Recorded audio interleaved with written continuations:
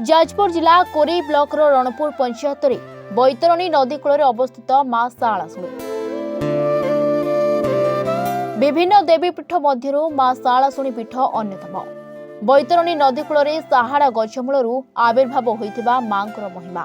12 मासरे 13 पर्व मध्यरु मांकर मकर पर्व अन्यतम। मांकर अपार महिमा जहा लोकमाने बखाणिछन्ति। मांकर करुणारू बहु दूरा रोग भल होउथिबा बेले जो लोक माने मां को निकट रे जहां मानसिक रखती ताहा मध्य पूर्ण हुए। पूजकों कहिबा मुताबक केउ प्राचीन कालरू मां को आविर्भाव केही जन नाहंती। मां को भक्त डाकिले जवाब दियंती मां शालाशुणी। बैतरणी नदी कूल रे मां को अवस्थित आ मां को दर्शन पई श्रद्धालु मानक भीड़ जमी थाए। मां शालाशुणी मां को महिमा अपूर्व वर्णना करबा संभव नुहे। अकिंचन होची सेवक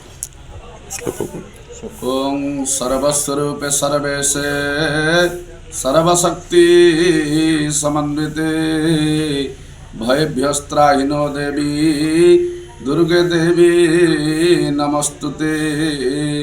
ये सारा जगत होछि मातृमय। ये आम निकटरे माँ सिद्धेश्वरी मातृरूपरे अवस्थित। ये माँकर नाम सिद्धेश्वरी हेबार कारण दुर्गांकर जो नवरूप अच्छी नवरूप मध्यरु सिद्धिदात्री एक अन्यतम नाम। माँ भक्तंकर सर्वसिद्धि पूर्ण करुथिबारु माँ को नाम होछि सिद्धिदात्री। अणिमादि अष्टसिद्धिर प्रदानकारी अटंती माँ सिद्धेश्वरी।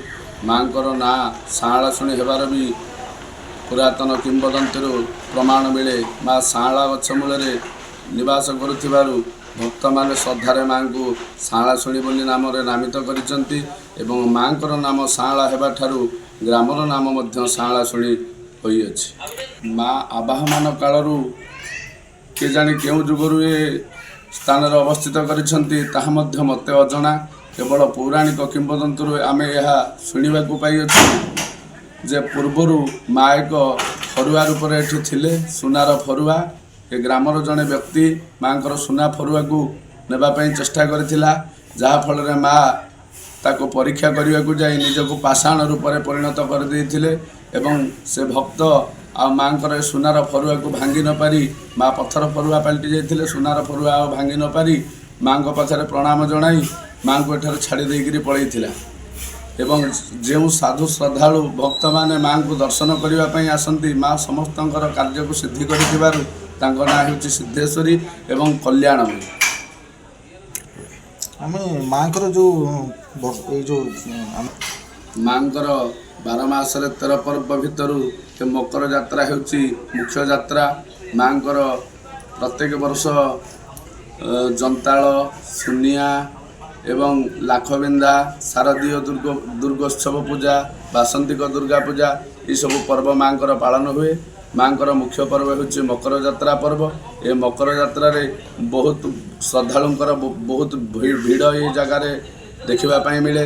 एवं बहुत साधु सन्यासी मध्य स्थान को आसती। बहुत दुकान बजार मध्य स्थान रे पड़े।